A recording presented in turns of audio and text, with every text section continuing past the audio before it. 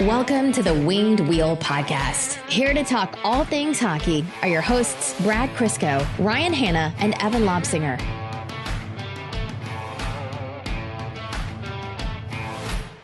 You'd think it would get old after however many years of doing this. Like, how many times have we opened an episode or talked about the Leafs near the top of an episode recently? So that in mind, combined with the fact that we've had this same conversation year after year after year, you'd think with the way things are going, we'd get tired of, like, you know, dunking on the Leafs or talking about how they lost in this new and dramatic way. But you honestly do have to hand it to them. Even though I call this exact thing happening, they really do push the limit upwards and upwards and upwards. Every year they outdo themselves in just how devastatingly they break the hearts of their fan base and find failure in the most unique and marvelous ways. I'm a big fan of talking about the Leafs as little as humanly possible, unless it's funny, which makes me appreciate how much we've been talking about them lately. And it gets even better because at some point, there's a little part of you that starts to feel bad. And then you log on to Twitter after a devastating moment that happens to them and you read everything from their fan base and you go, oh no, they deserve this. 1,000% they deserve this. I had the very unique perspective of actually being in the Scotiabank Arena last night. Not because Toronto was playing there, I was there for a concert, but they had the whole square packed, all the Leafs fans are downtown, spirits are high. So I was deep within enemy territory and I could literally hear a city die in anguish. I was sitting in our car stuck in traffic, as you do in Toronto. That's right. And I got the update that David Pastrnak had scored. So I was like, I just pressed my window down button, listened, and you could hear people shrieking and screaming in anguish. I was at a Stag and Doe, and they had a TV set up with the game, and, you know, every Leafs fan in the room. And this is in Windsor, so, you know, Windsor's 50-50 really between Wings and Leafs. So the room was packed with Leafs fans, and they went nuts when they scored, and, you know, they were upset when Boston tied it, whatever. And overtime had just started. And I stepped away from the screen for just a moment, and then all you hear is like it go dead quiet. A pin could have dropped, and all you hear is, "Oh no!" And you could see the split in the room. Like everyone huddled around the TV. Those are the Leafs fans, and everyone else spread across the room, drinking, laughing, were the Wings fans. Yes. Look, you know, we're sitting here slinging mud, throwing rocks. The Wings aren't even in the playoffs. But it is objectively very funny. What did we talk about last week is the best part of being a fan of a team that missed the playoffs. Because for 2 months, you get to be a professional hater. That's it, yeah. This is like, what's the biggest topic in pop culture right now? It's the Kendrick Drake thing, and that's just professional haterism. People eat it up. That's Toronto what we're doing. took the big L's yesterday. Oh my God. That said, you might not come back from this. We're not going to talk about Toronto this whole episode. We will get to it in the playoff updates. We actually have some news about the Red Wings, the NHL, the playoffs, and more. Let's get into it. Welcome to the Winged Wheel Podcast, folks. Here to talk to you about all things Detroit Red Wings hockey, the world of the NHL, and a little bit more ribbing at the expense of our good friend Steve Dangle. I am one of your hosts, Ryan Hanna. I'm Brad Crisco. And I'm Evan. On this episode of the Winged Wheel Podcast, we're going to be having more discussions about the Red Wings roster, their makeup. Today, specifically, we're going to be talking about the youth movement. You know, Kasper, Mazur, Edvinsson, Danielson, Axel Sandin Pellikka. What does it mean to bring up a lot of those guys at once, and is that even viable? So we'll be talking about that in general as Steve Yzerman and Derek Lalonde look up to make next year's roster for the Detroit Red Wings. We're also going to talk about news out of the Grand Rapids Griffins, as well as Red Wings abroad at the World Championships. And then some piecework news, the U18s. This is the last episode before the draft lottery. We'll do our prospect profile for a pretty noteworthy prospect this episode, and one that's well in Detroit's range, before we get into playoff updates, NHL news, and more. Before all that, speaking of Steve Dangle, he's the one who coined our Patreon supporters as the Dub Club. So our podcast is primarily supported by our Patreon supporters, patreon.com/wingedwheelpodcast. If you want to join the Dub Club, The benefits: you get access to our bonus overtime Patreon exclusive episodes, which record and post usually right after these main ones. You also get access to our Patreon exclusive Discord. Not only a fantastic community, but we're starting to do some Patreon exclusive live streams. So for the draft lottery, we're probably going to hop on there and our patrons can hang out with us on the Discord. And you're also automatically entered into all of our giveaways. For example, this past season, we gave away 2 tickets to every Red Wings home game. So again, patreon.com/wingedwheelpodcast if you want to support the show. Brad, you've been on this soapbox, and I think a lot of people have been talking about the Red Wings youth movement needs to happen next season for a couple of reasons. One, a lot of these guys are ready. We saw a small contained version of it of Simon Edvinsson was probably ready at the start of the year, to a lot of people's surprise, and he didn't come up until the end, but he looked great, of course. And now it's going to be more than just that next season. Also, the salary cap, the roster construction, it's going to dictate that these guys are going to need to be in to some degree, thinking about guys like Albert Johansson. But it's a complicated thing to bring up a lot of rookies all at once. So what are the Red Wings looking at in terms of who's ready, who's available, and what risks are there and what benefits are there, I should say, as well, to the youth movement en masse? There's 2 ways to look at it in terms of what the negative impacts could be relative to what your goals are for a specific season. We've had so many talks over the years with the Red Wings keeping prospects down too long and coaches seeing an obviously more talented player in the minors, but not playing him over a guy who's been in the NHL for 10 years who does not have the skill. The reason for that generally is even the best rookie, Connor Bedard this year, for example, the finer points of the game are still going to be rough. Board battles, positioning, strength. You can go through a million little tiny, you hear NHL pros talk about the details. Rookies almost universally struggle with that.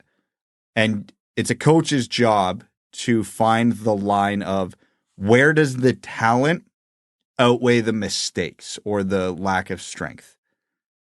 And how's that going to affect the team? So for a team like the Red Wings, who's had playoff aspirations for the last 2 years, at least to some degree, obviously it wasn't playoffs or bust, they have an interesting dilemma because the counter point to this is if you're a team on the rise, if you are not bringing your prospects up often enough, if you have a lot of them, you risk running out of spots for them, over-ripening them, stagnating their development because they're not facing tougher competition, which I think might have happened with Berggren this year.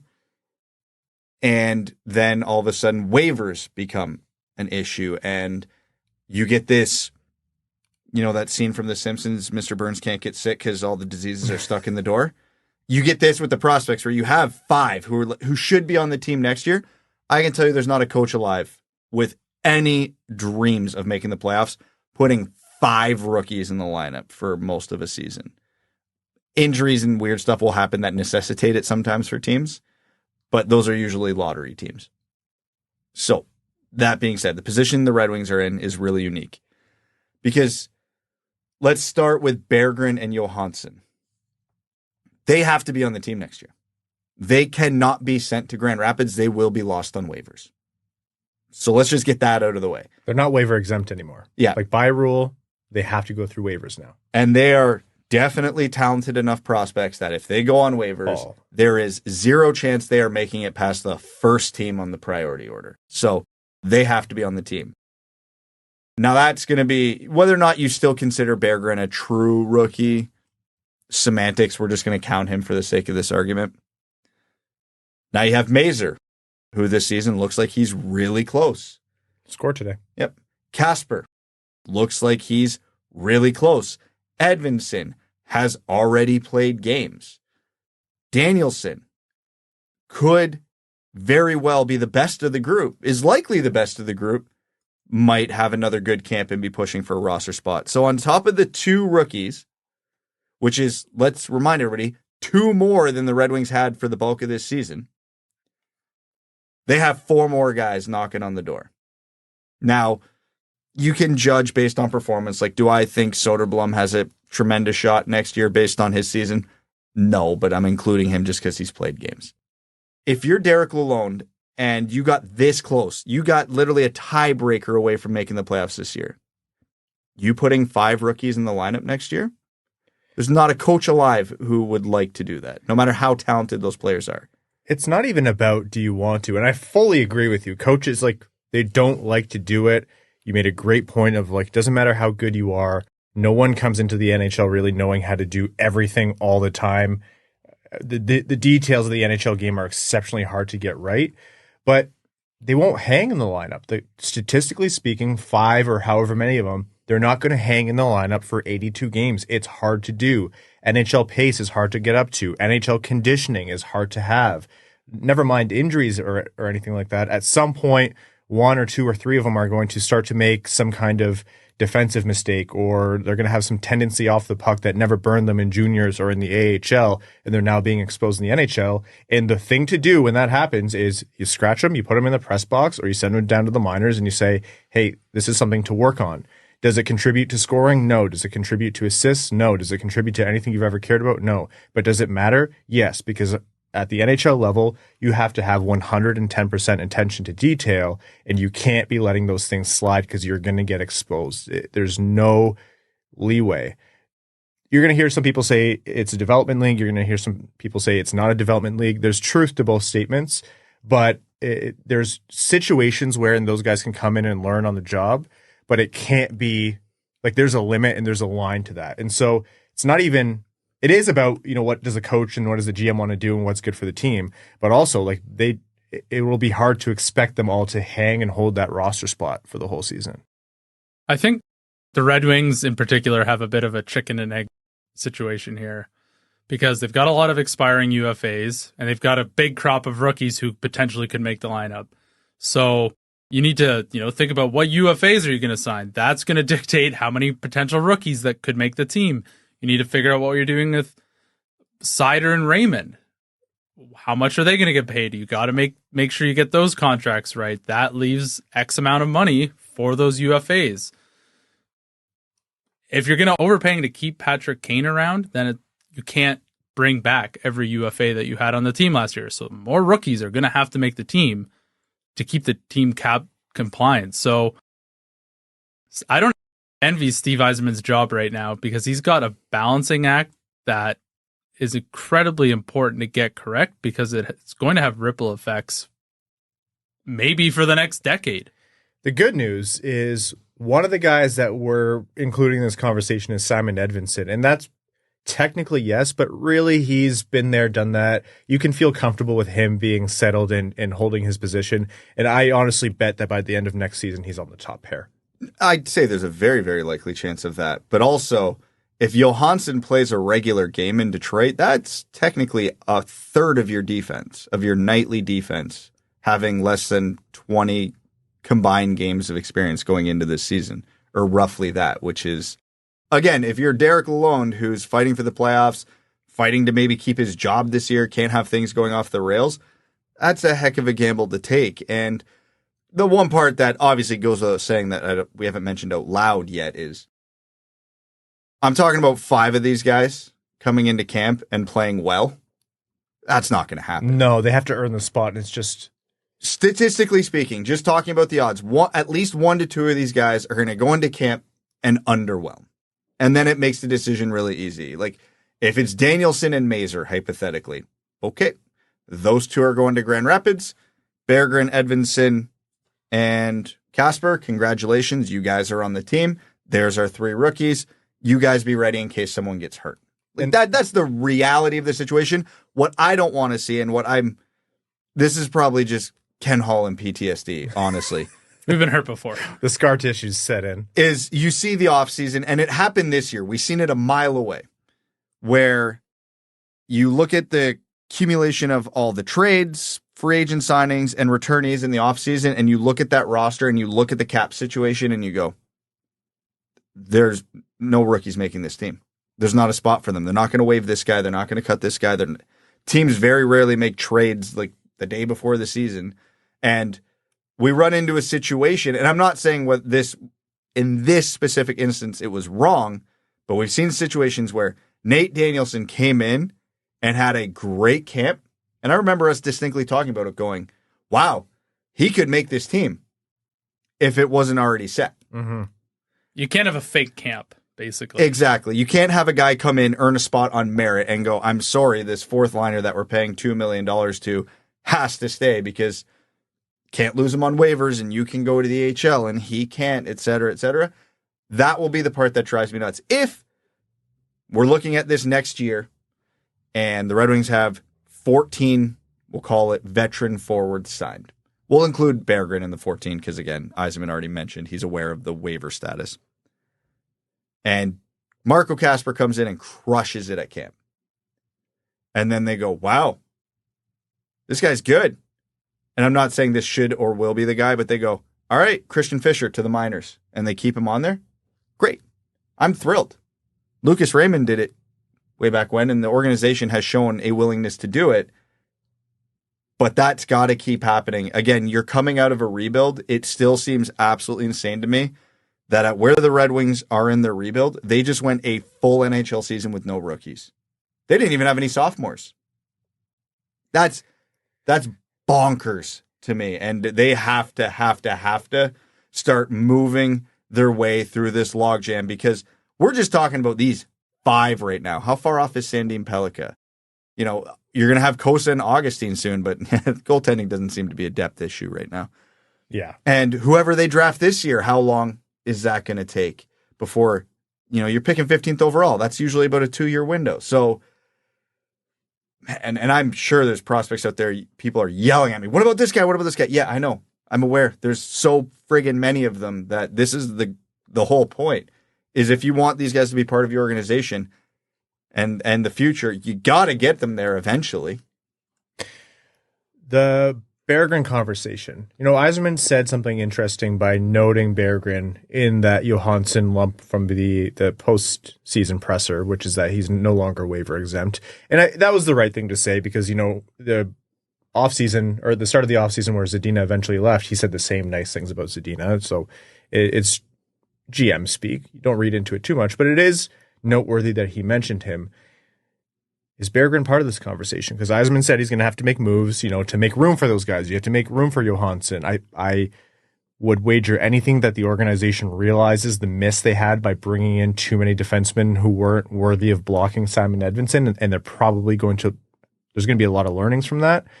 Now on forward, are they going to do the same and move someone to make room for Berggren? Or if there's some kind of discontent between Berggren and the organization, which, I mean, we know for a fact there is, how present is that and how much is that going to inform on what happens? Because you could go out and say, yeah, Robbie Fabry's a good asset, maybe a touch overpaid, but useful depth forward for this organization who does well, team loves him, fans love him, etc. We could also move him probably pretty easily.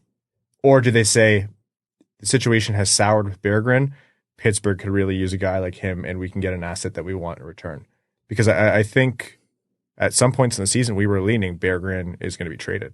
Could still very well be true. I know I'm not going to relitigate it right now, but we've went on our rants about no more middling players, like swing for the fences. So if the Red Wings were interested in a hypothetical Mitch Marner type trade, like a star level player, you're probably trying to include Berggren in that trade if we're being honest. Yeah.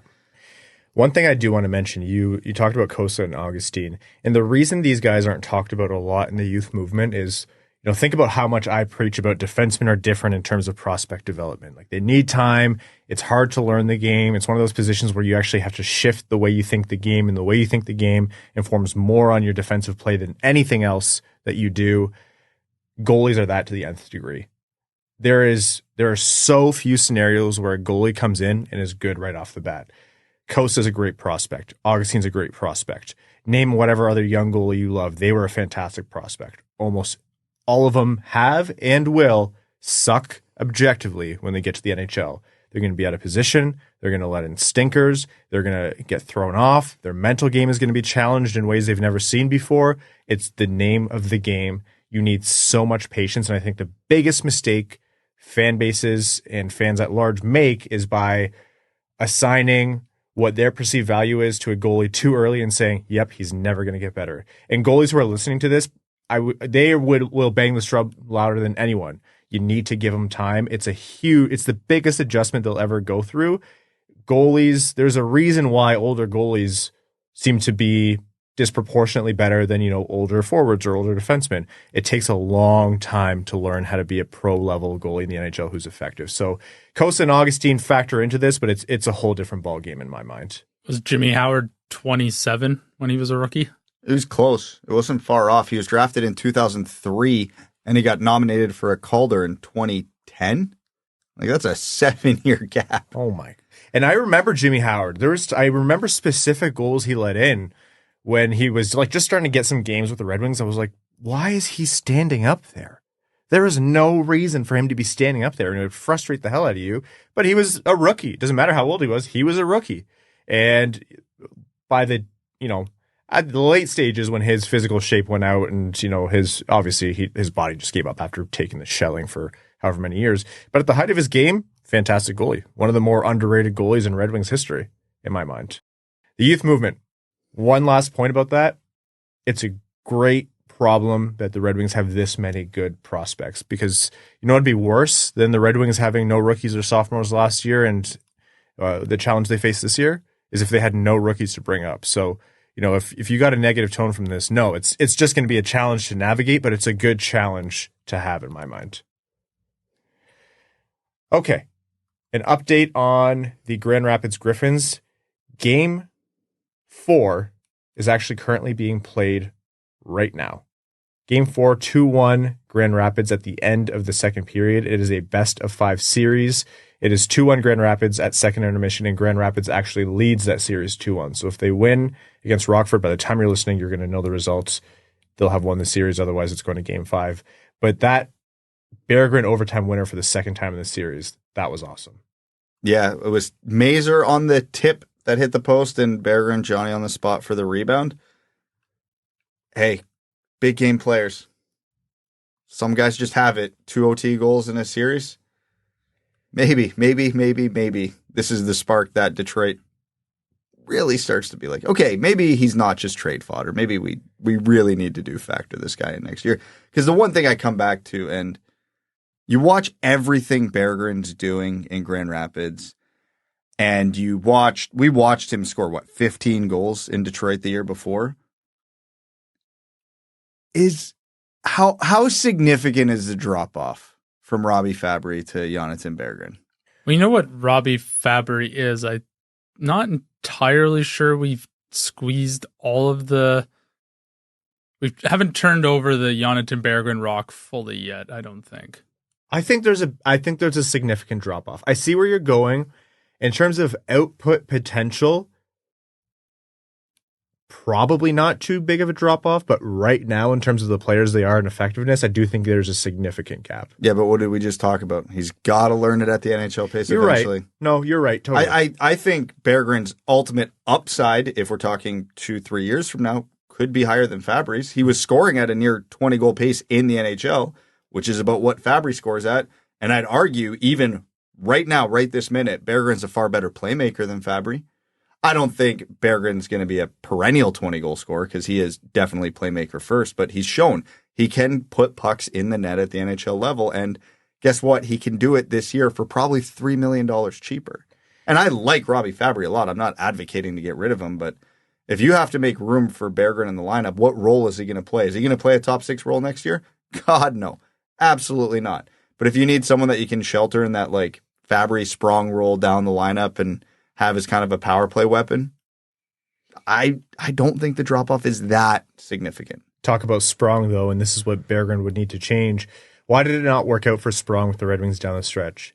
His play off the puck, and frankly anything other than shooting, he was starting to be a even bigger liability game over game on the ice.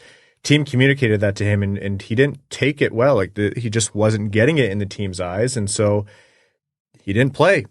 And when he played, he just got stuck to his 11.5 to 13 minutes time on ice, which he's been at for how long now in his career. And it's not going to work out with him in Detroit, and more likely than not, he's going to be on his next team next year.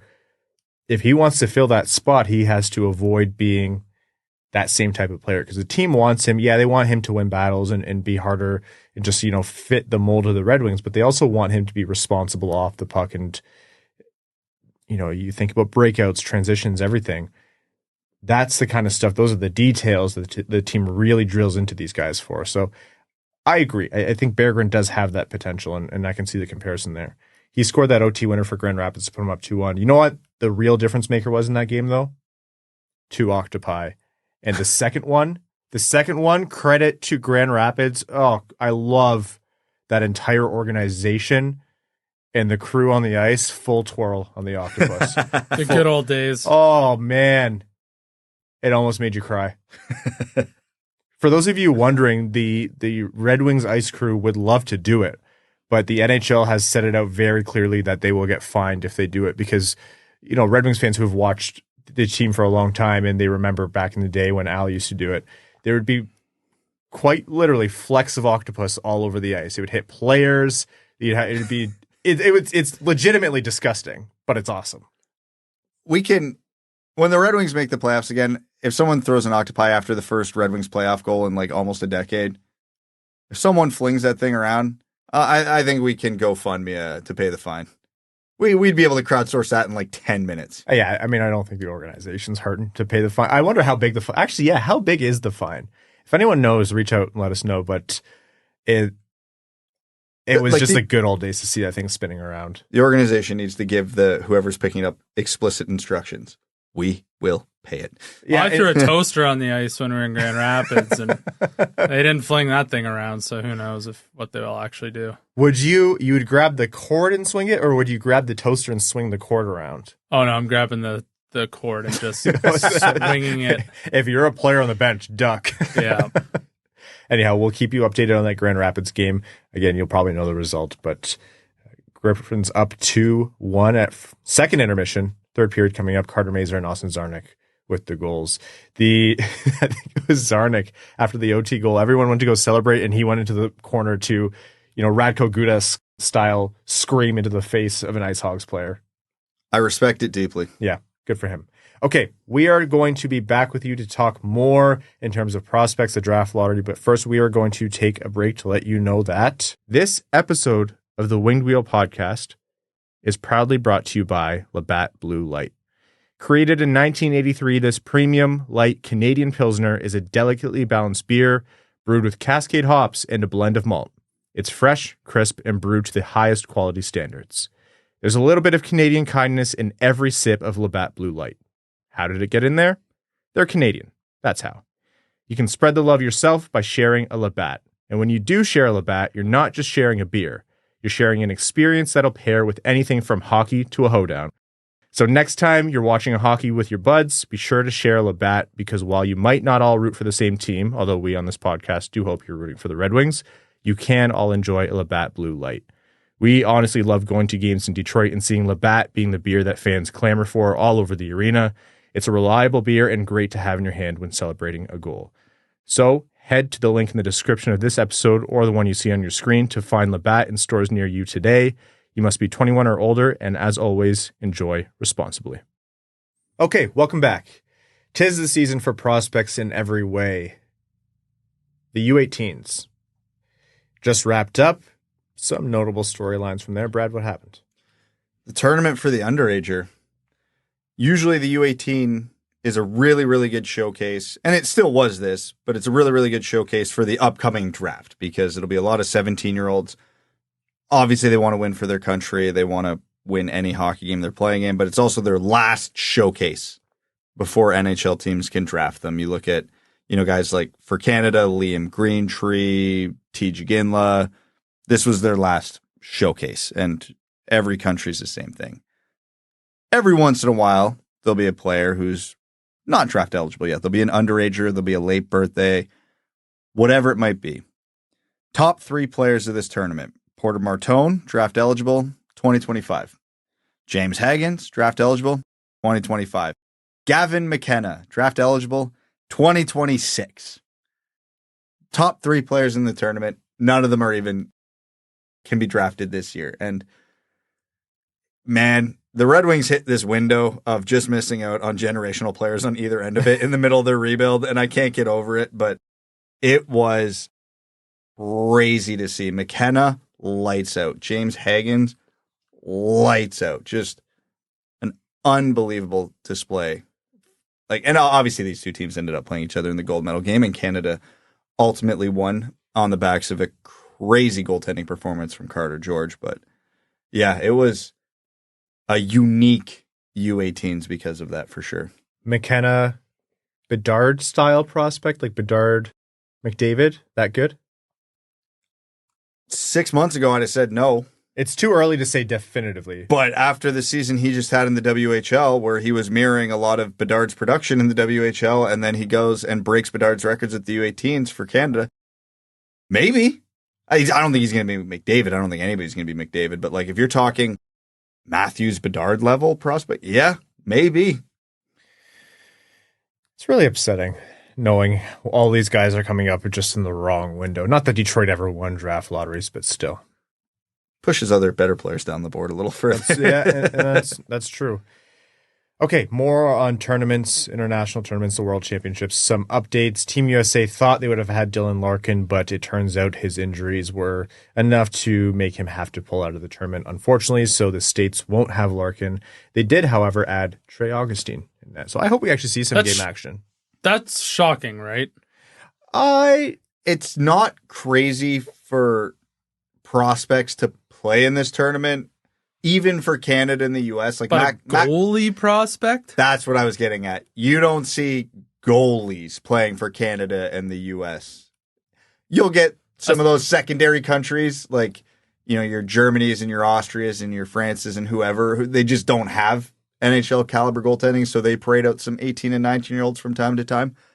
But for the big programs, it is rare. And I don't think Augustine's going to get a ton of playing time. He's probably going to be playing the Frances and the Austrias and the who the hell ever is in that category. Experience is experience. Well, a low-level World Championship men's team would still probably destroy an NCAA team. So it will be a step up for him either way.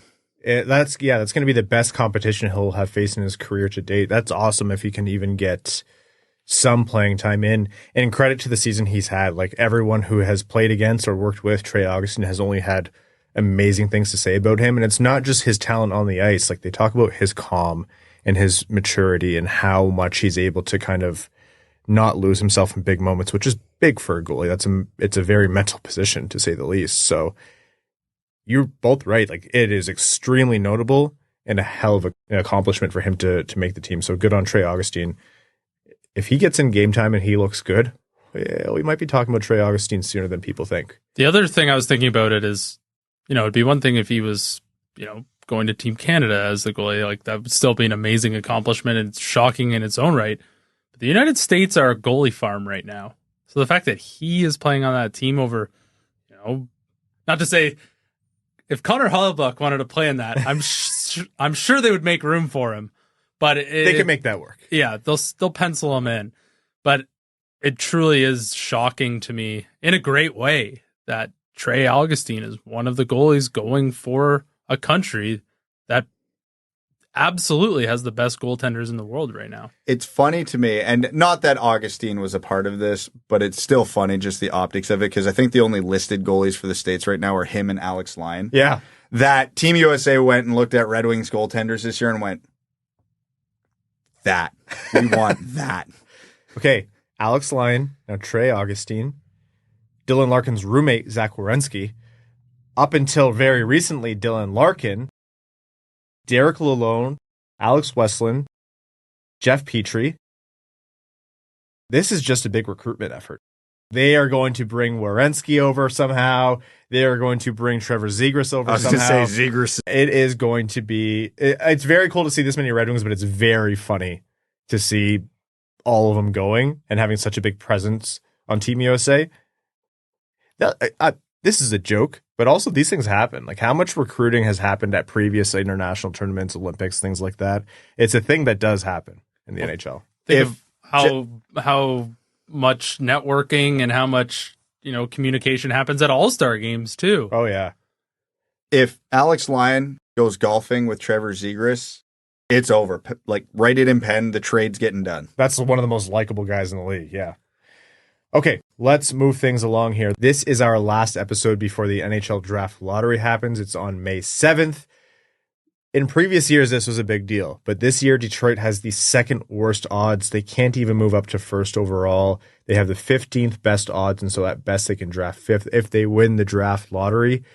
Again, in reverse order, the odds are St. Louis 0.5%, Detroit 0.5%, Pittsburgh 1.5%, Minnesota 2%, Philly 2.5%, Buffalo 3%, New Jersey 3.5%, Calgary 5%, Seattle 6%, Ottawa 6.5%, Utah 7.5%, Montreal 8.5%, Columbus 9.5%, Anaheim 11.5%, Chicago 13.5%, and San Jose 18.5% chance of winning. So again, Detroit's not going to win first overall or even second overall, and they have a 0.5% chance of even moving up those 10 spots. So in all likelihood, Detroit's going to be drafting 15th, and that's why we're going to be talking about Tij Iginla in a little bit. But this is still a draft lottery that Detroit's in, and I hope this is the last time we're talking about Detroit in a draft lottery for a long time. Unless it's 2026 draft. But they have someone else's pick somehow. Yes. Somehow. I want to have my cake and eat it too. Red Wings fans deserve that because of all of the draft lottery not wins they've had over the years. So Patreon supporters on Discord, maybe we'll do a live stream hangout thing on there, so keep an eye out on that. That is the shortest draft lottery segment we've had in the history of this show. I'm happy for it. Prospect profiles. Tij Iginla, a guy whom some have right at 15, but a prospect that people are talking about and have been talking about for a long time. Obviously, son of Jarome Iginla, and a great player in his own right, and one who might have an NHL career with the way he's performing.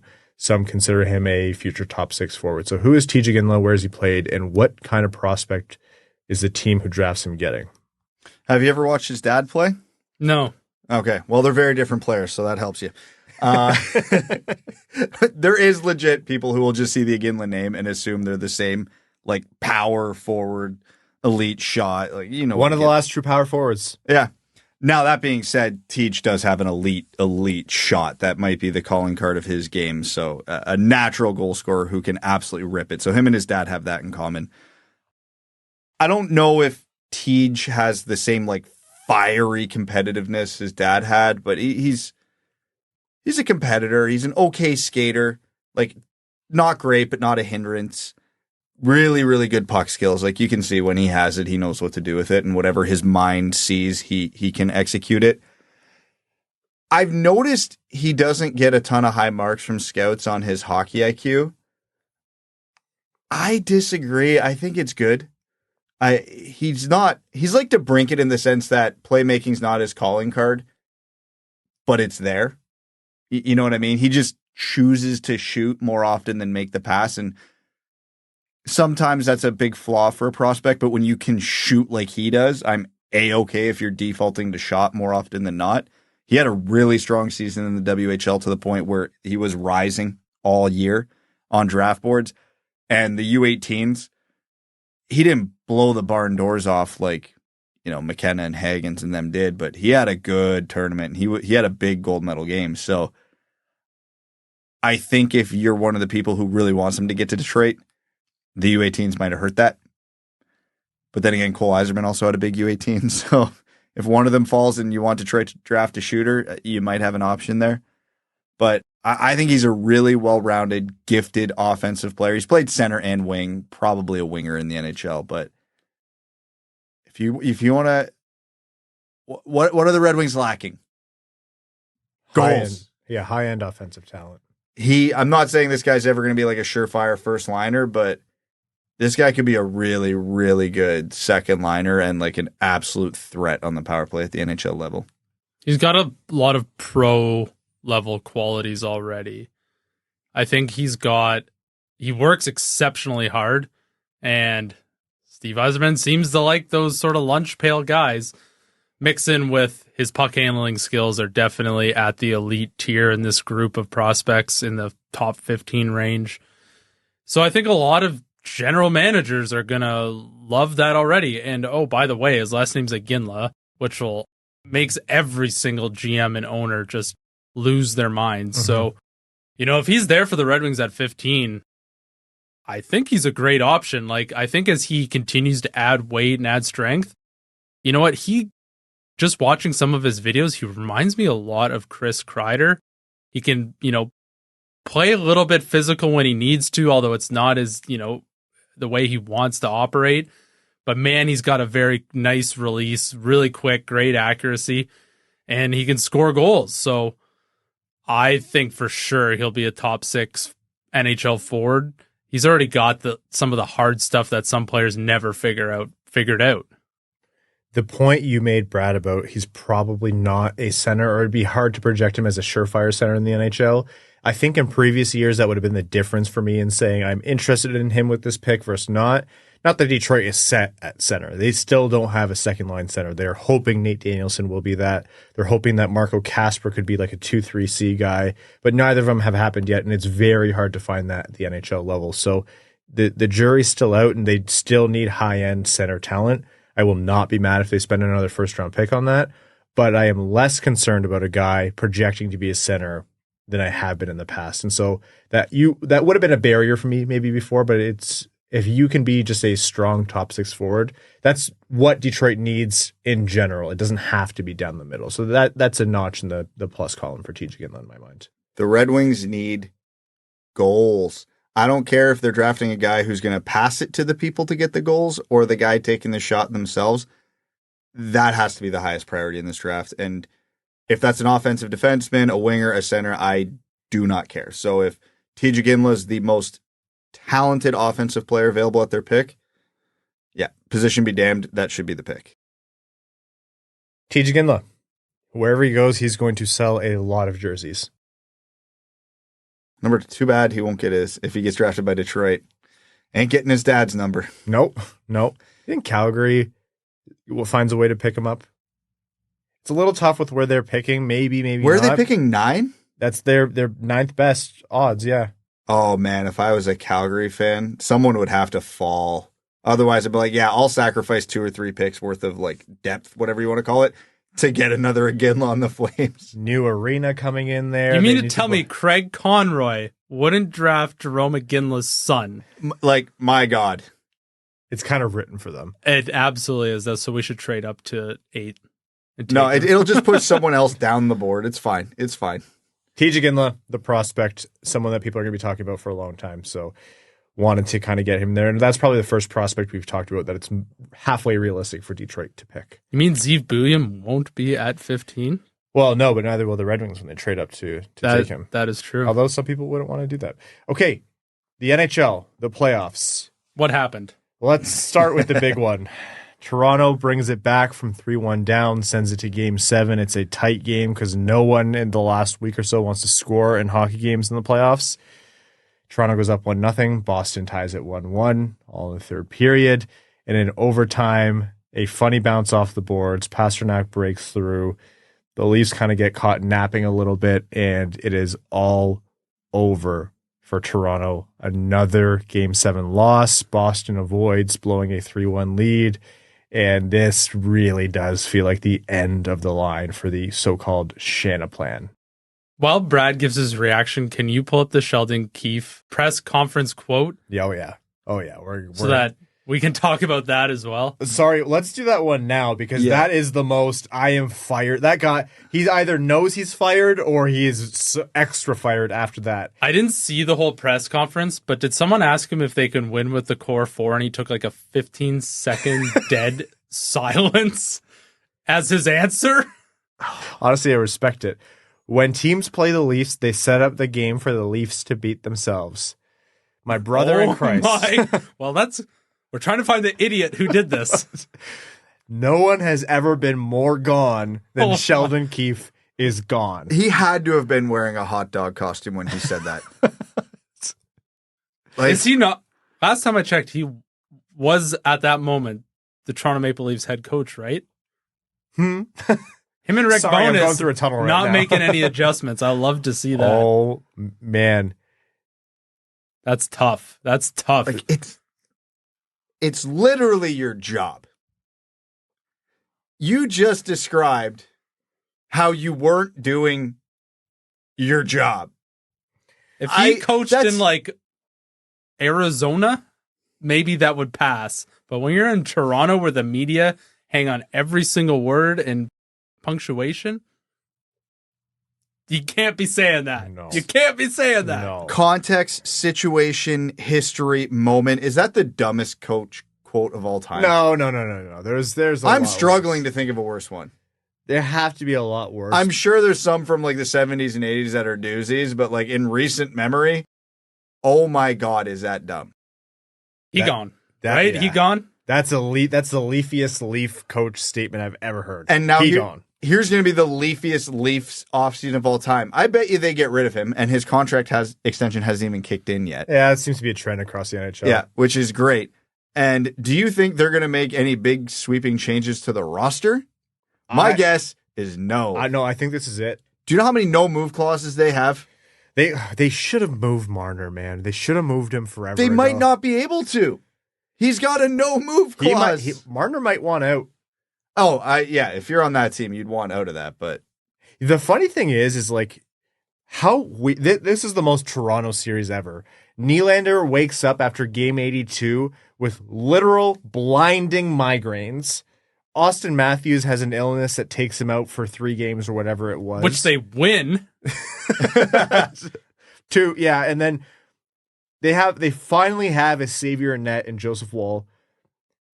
Injured, can't go for game 7. Samsonov in net out of nowhere. If you think this is just bad luck for the Toronto Maple Leafs, you're an idiot. They manifested this for themselves. I don't know how, but cosmically, this is...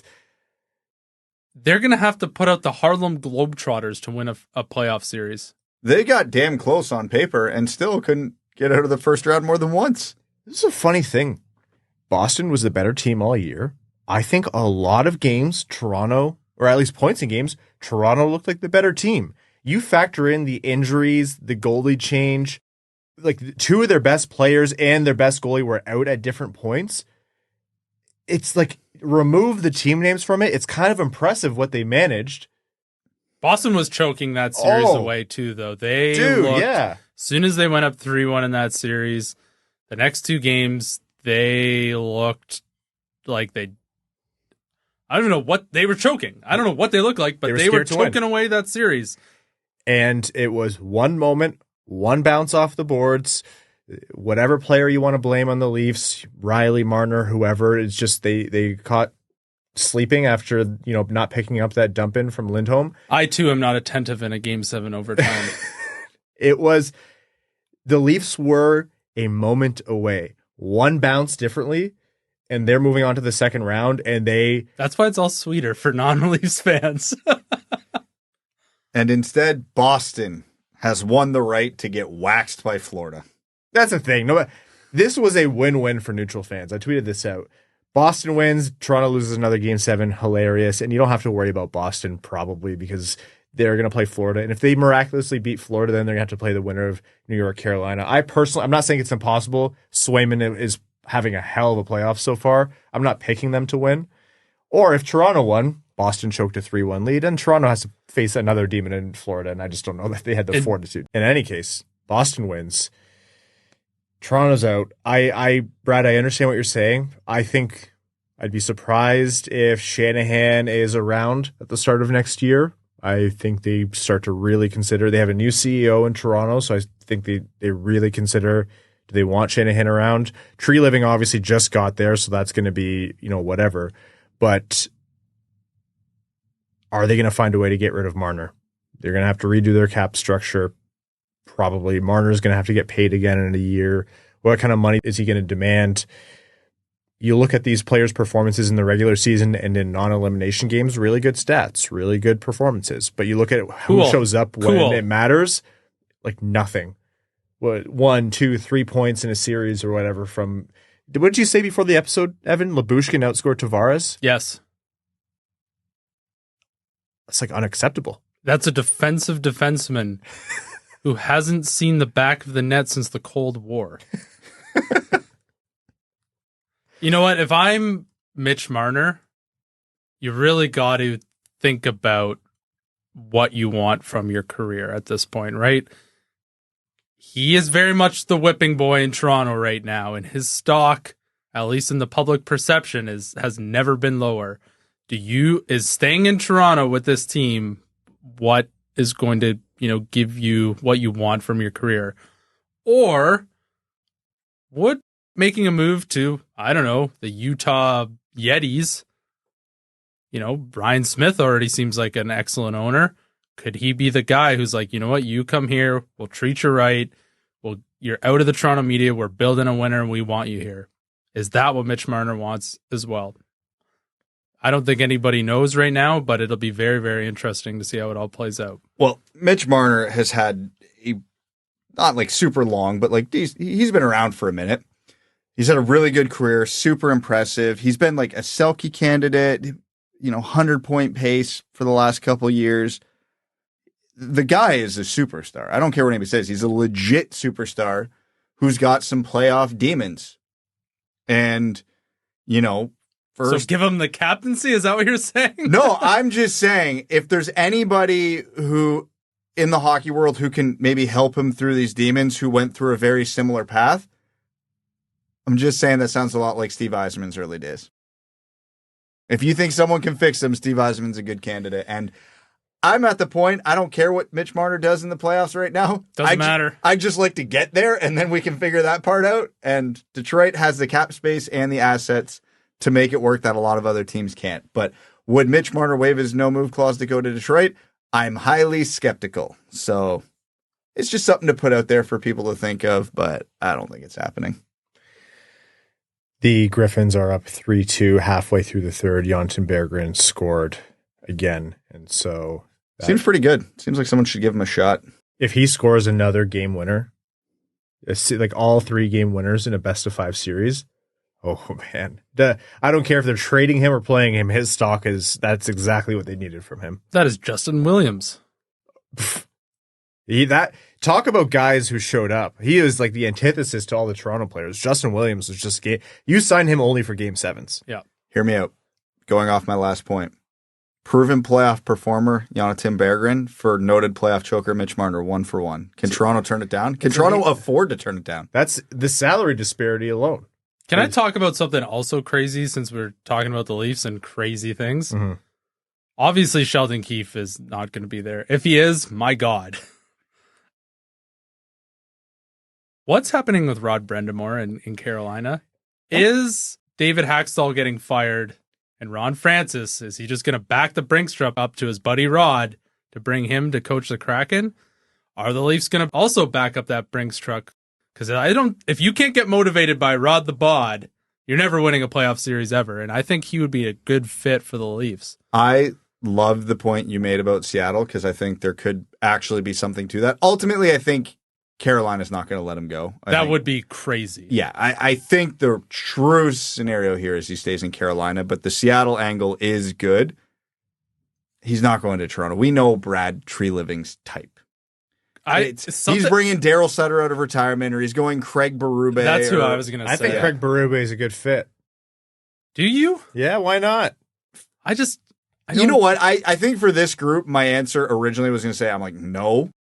But then I immediately thought of it and went, perfect. Maybe they do need a Craig Berube.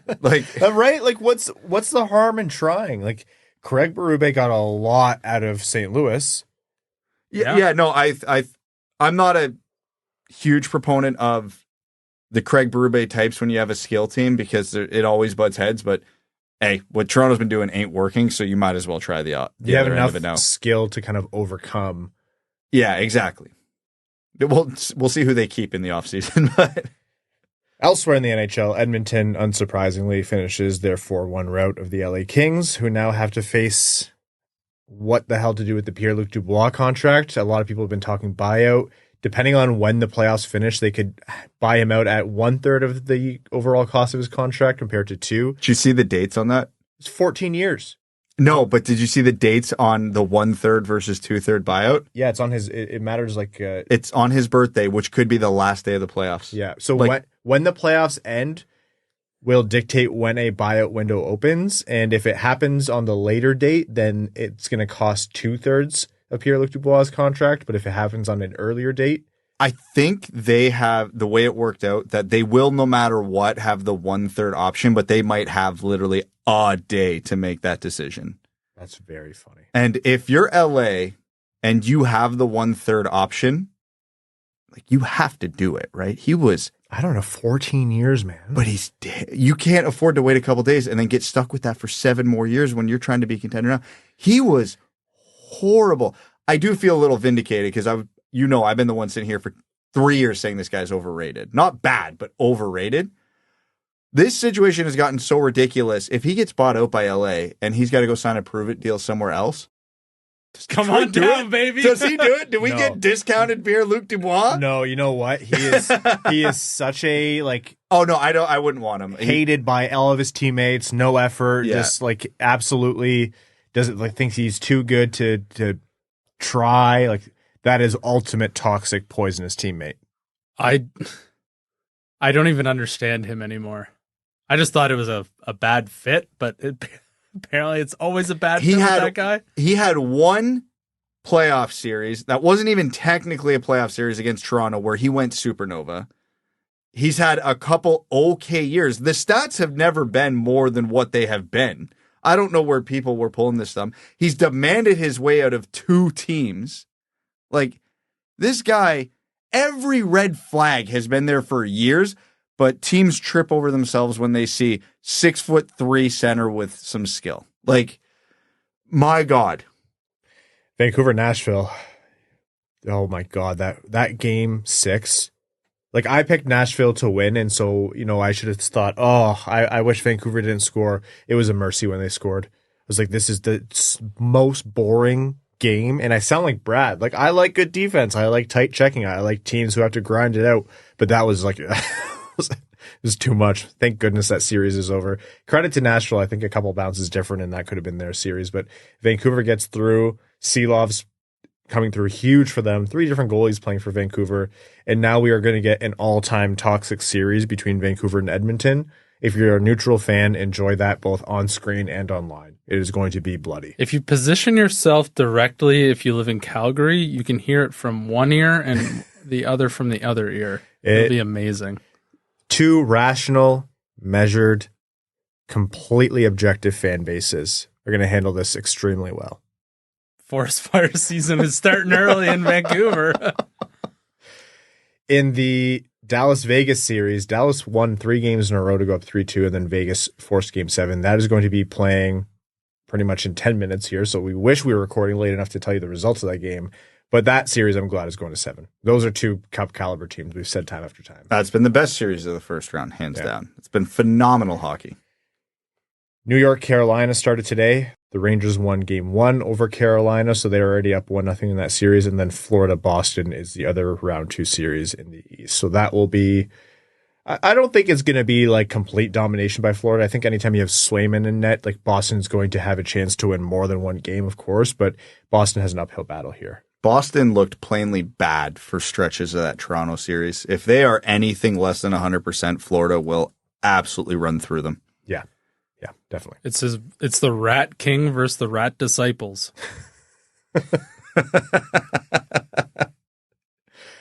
Okay, in other NHL news, you guys talked about, Rod Brind'Amour. Lindy Ruff was rehired in Buffalo. Quinn was fired in San Jose. Hacksaw, as you mentioned, Brad, was fired by Seattle. Apparently, exit interviews had a big part to do with that. The Brind'Amour thing, I think, is interesting. I think there's going to be a lot of interesting moves, as there always is with the coaching carousel in the NHL.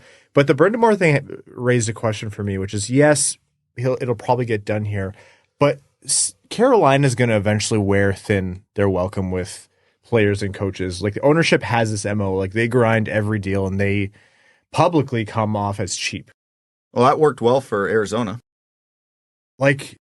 You have a guy who is taking half, a third of his market value in terms of salary as a coach, and you're going to grind him that much, not even for the first time, and whether it's for his salary or the salary of his assistant coaches or whatever guarantees, in this league, you cannot keep getting away with that. Players are eventually not going to want to, mess with that whole process. Coaches are not going to want to be here. When Carolina loses Rod Brind'Amour, who's to say the next coach is going to want to take such a huge discount like he is? If they get a coach of his quality, he's not going to sign for $1.5, $2 million. He's going to want $6 million, which I'm sure Rod Brind'Amour could go elsewhere in the NHL and get no problem. So this whole thing, like when you see all of these vacancies, teams like Seattle who want to make the Kraken competitive again, teams who absolutely need to turn things around. Toronto is probably going to have a coaching vacancy. How do you run that risk if you're Carolina? It just seems so stupid to me.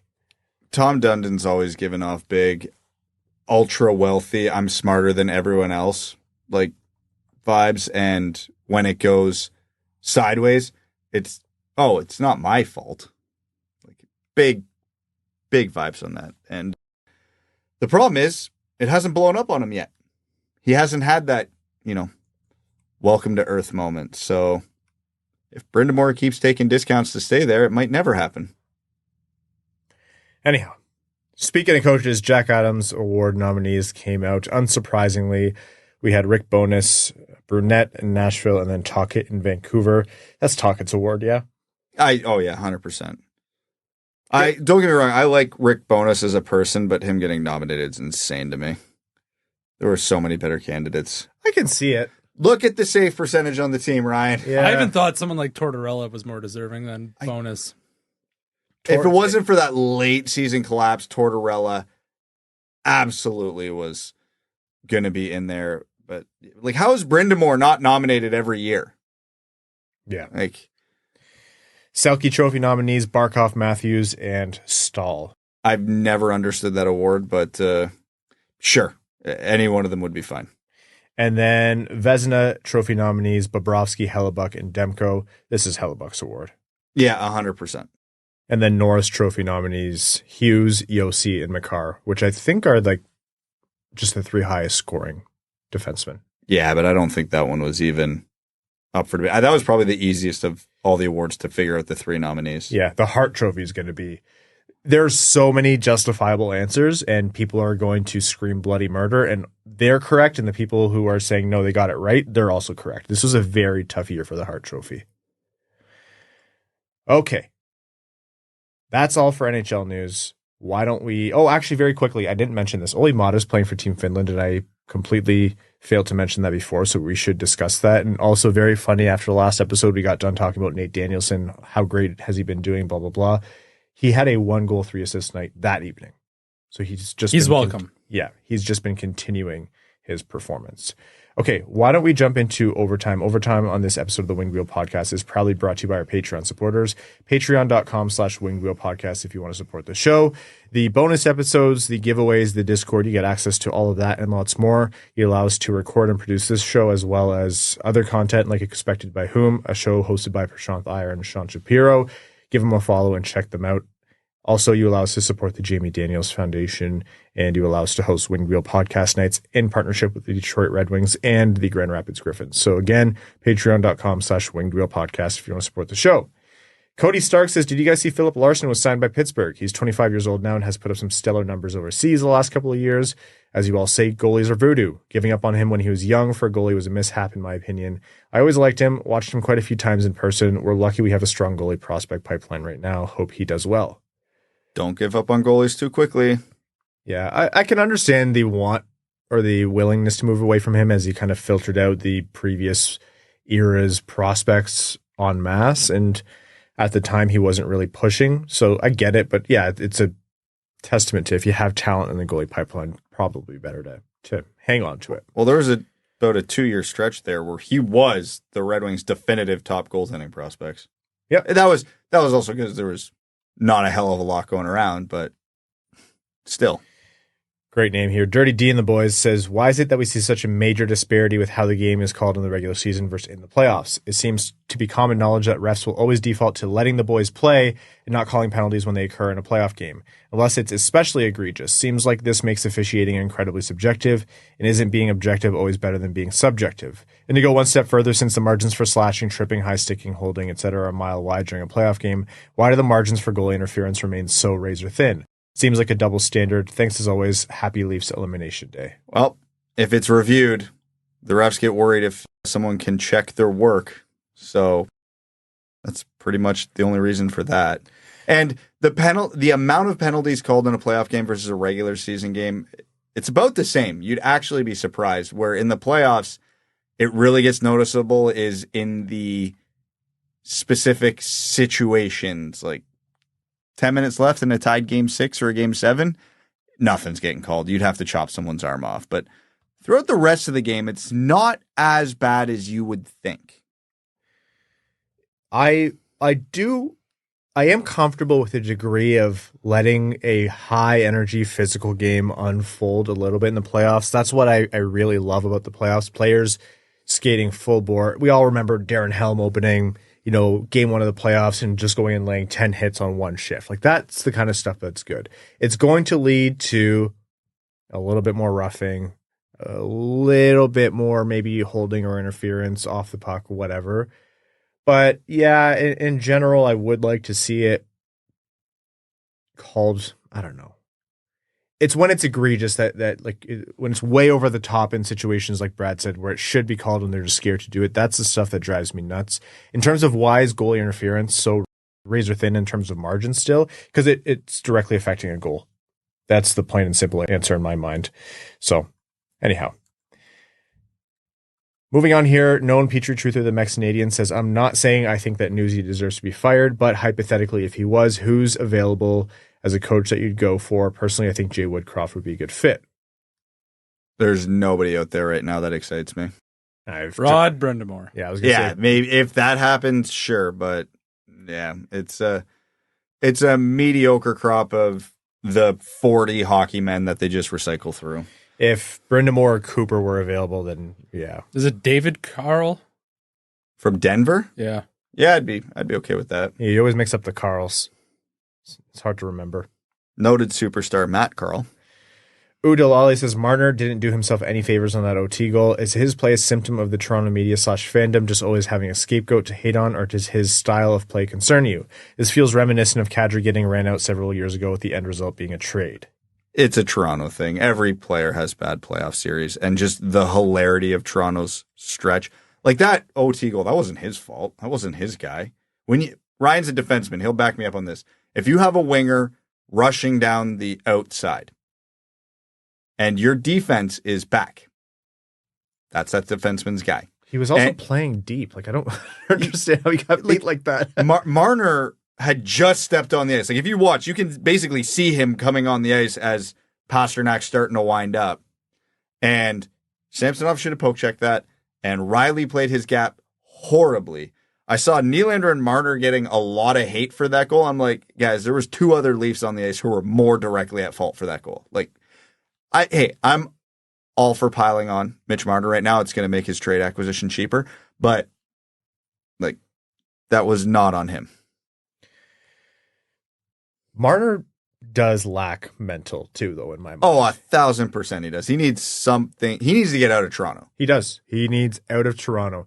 Kadri, I think the same thing. I think Kadri needed out of Toronto. You mean to tell me we have all this data of players who've left Toronto and have actually improved in their career? This could happen for Mitch Marner too? Shocking, right?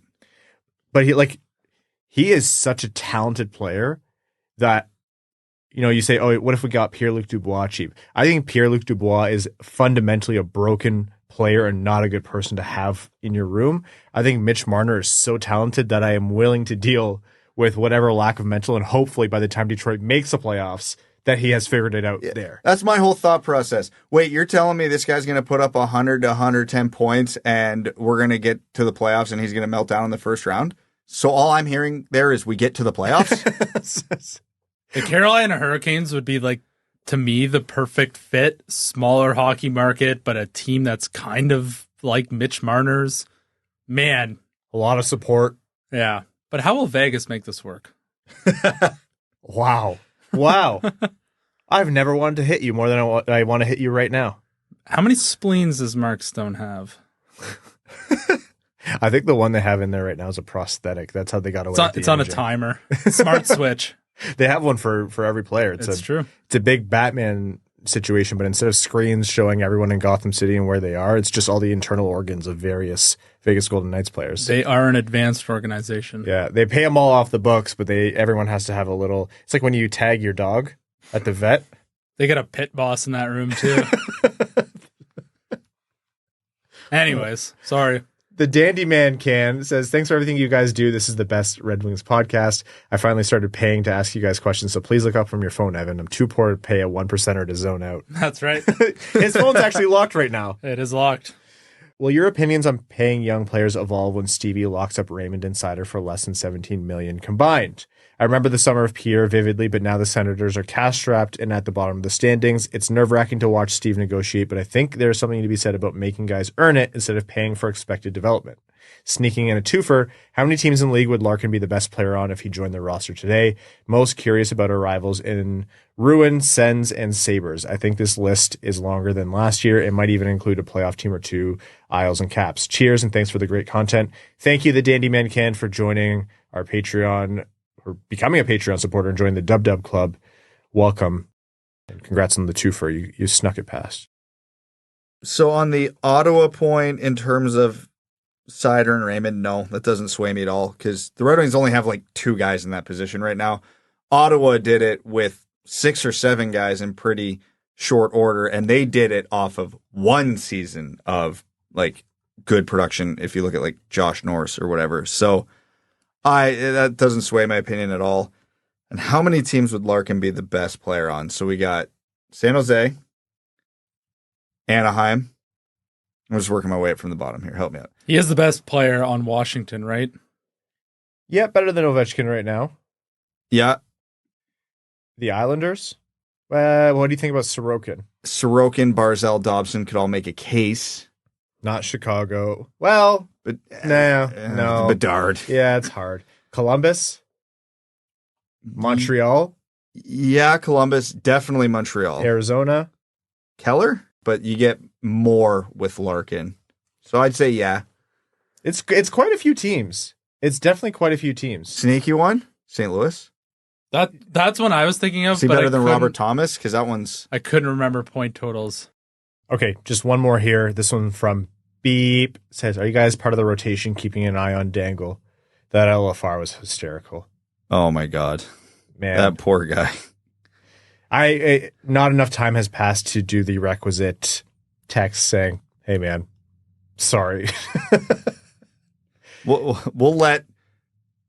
The silver lining for him is if that YouTube video is monetized. Well, he said his joke was, he actually had a great line in this. He was like, as you've noticed, these videos, they get some attention. I do okay. I'm not, a millionaire, but sometimes my wife and I buy organic bananas. And and I think that's the best way to actually illustrate for people. Like if you were Dangle's level, like you're not some ultra quadrillionaire. You buy yourself something nice from the grocery store from time to time. That's pretty much it. It helps cope with the Leafs. But then he was like, 250,000 of you show up whenever this shit happens to the Leafs. And how visceral, how sick must that feel for him? Like because I know the screaming stuff is not for everyone, and some people love it, some people hate it. Like if you want a different version of Steve, like their podcast is actually like a lot less of that. Don't get it twisted though. Like Steve is as passionate about the Leafs as we are about the Red Wings. So as the Leafs are hurt, it cuts into Steve Dangle too. And so that man has to, this team has just slashed his heart open in a brand new way and now has to put out some great content because he knows there's going to be 500,000 people enjoying his misery, just sadistically, and he has to do it. The outcome is always the same, but the subplots are forever changing. And damn, do I feel for only him as a Leaf fan.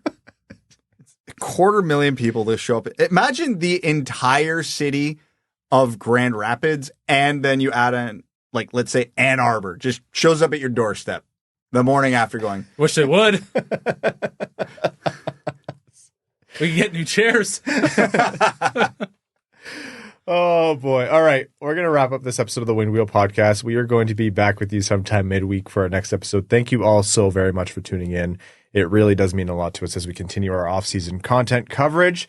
And just very quickly for you here, the Grand Rapids Griffins have moved on to the next round of the AHL playoffs, beating the Rockford Ice Hogs 3-1 in that best-of-5 series. So Grand Rapids moves on.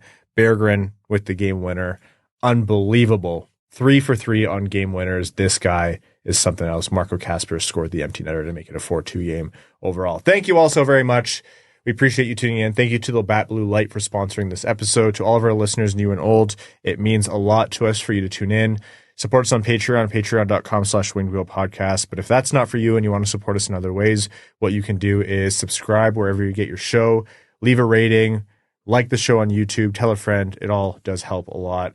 And to all of our name level supporters on Patreon, we could not do this without you. Arjun Shankar, Yves Bartels on behalf of the Sarah Garan Foundation, Aikfer, Samuel Soderholm, Icon, Victor Zetterberg, Brad's Lord and Savior Bradley Cleveland, Glenn Brabham, Croner's Left Knee, Ashley Van Conant, Sea Lion, Keenan O'Donohue, Yanni Burgers, Meals on Wheels, Matthew M. Rice, Admiral Matt S. of the Cheesebag Navy, Avery's Sloppy Seconds, Beep, Brian Vasha, Carl Brutanen and Aluski, Carl Provy, Citizen High Five, Clip Clop Nene, Connor Scovey, Craig Kibble, Denny's Gamer Girl, Derek Enstam, Cider, Dickens, formerly Marlon Winchester, DJ Denton, God Creatives, Give Blood Fight Probert, Hockeytown Matt, Hassam Al Qassem, Jay Gollum, Jacob Turner, Joel Miranda, Jonathan Miller, Kalen Wood, Marcus, Matt Keeler, Matt McKay, Michael Edlund, R.A., Ryan 50, Handicap Hannah, Scott Martin, Skeletor, Screen Lube, That's What I Appreciate About You, Wallman's Elite Dancing D, Utah Storm and Mormons, Iserplan Stan, General Andy Bohan of the Cheesebag Army,